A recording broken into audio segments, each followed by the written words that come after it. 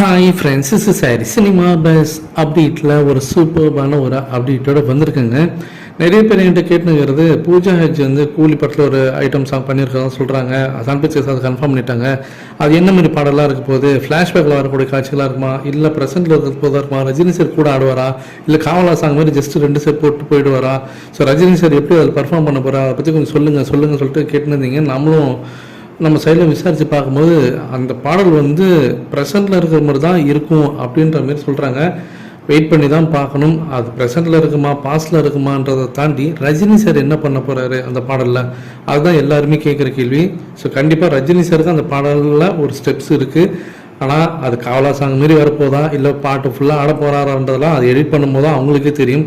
So இந்த ஒரு பக்கம் இருக்கும்போது அந்த பாடலை பற்றின ஒரு அப்டேட் ஒன்று கிடச்சிருக்கு. அந்த பாடல் வந்து ஹார்பரில் இருக்கக்கூடிய ஒரு இடத்துல தான் அவங்க ஆடுற மாரி. அதுதான் ஹார்பரில் நீங்கள் அந்த பூஜா ஹெச்சோடைய அந்த ரிவீலிங் போஸ்டர் எடுத்து பார்த்தாலே தெரியும்.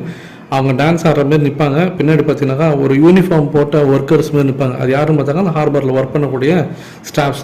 அவங்களுக்கு ஒரு கெட் டுகெதரா, இல்லை அவங்களுக்கு அந்த ஃபேர்வெல் பார்ட்டியா, இல்லை வேறு ஏதாவது பார்ட்டி மாரி அதை வச்சு அங்கே இவங்க வந்து ஆடுறாங்களா, அந்த இடத்துல ரஜினி சார் கூட ஆடுறாரா அப்படின்றதெல்லாம் நம்ம வெயிட் பண்ணி தான் பார்க்கணும். கண்டிப்பாக ஒரு சூப்பர்பான ஒரு சாங்காக இருக்கும். அது வந்து ரீமிக்ஸ் சாங்னு நிறைய பேர் சொல்கிறாங்க. இது எல்லாமே நமக்கு இன்னும் காலங்கள் போக போக தான் நமக்கு அதை பற்றி ஒரு கிளியர் கட்டான ஒரு ஐடியா கிடைக்கும். ஆனால் எப்படி பார்த்தாலும் அந்த பாடல் வந்து புஷ்பா படத்தில் வந்து அந்த சொல்கிற மாமா எந்த அளவுக்கு ஒரு பெரிய ஹிட் ஆச்சோ அந்த அளவுக்கு ஒரு பெரிய பாடலாக அது எதிர்பார்க்குறாங்க எல்லாருமே. ஸோ வெயிட் பண்ணி பார்ப்போம்.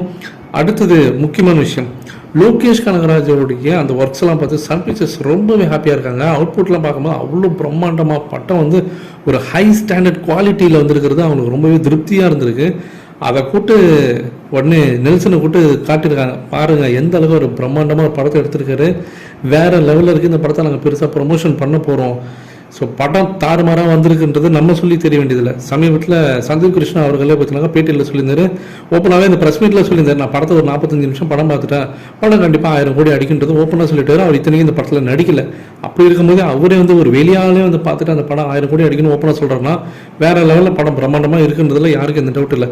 அதை தான் சன் பிக்சர்ஸ் கூட்டு நெல்சன் விட்டு சொல்லியிருக்காங்க, இந்த படம் வேறு லெவலில் அடிச்சு விளையாட போது ஒரு பெரிய மைல் ஸ்டோனாக இருக்கும் தமிழ் சினிமாவில். நீங்கள் இதை பீட் பண்ணுற மாதிரி படம் எடுக்கணும், பார்த்துங்க. படத்தை வந்து பொறுமையாக கூட நீங்கள் ஷூட்டிங் ஆரம்பிங்க, அதை பற்றி பிரச்சனை இல்லை. நீங்கள் மார்ச் கடைசின்றது ஏப்ரலில் கூட ஆரம்பிச்சிங்க, ஆனால் பட்டம் தாறுமாறாக இருக்கணும் அப்படின்றது அவங்க ஓப்பனாகவே சொல்லியிருக்காங்க. இதனால் நெல்சனுக்கு பார்த்தீங்கன்னாக்கா ஒரு பெரிய ப்ரெஷர் வந்து க்ரியேட் ஆகிருக்கு. முதல்ல வந்து ஜெயிலர் படத்தோடைய ப்ரெஷர் ஒரு பக்கம், ஃபஸ்ட்டு பார்ட் வேறு லெவலில் இருந்தது.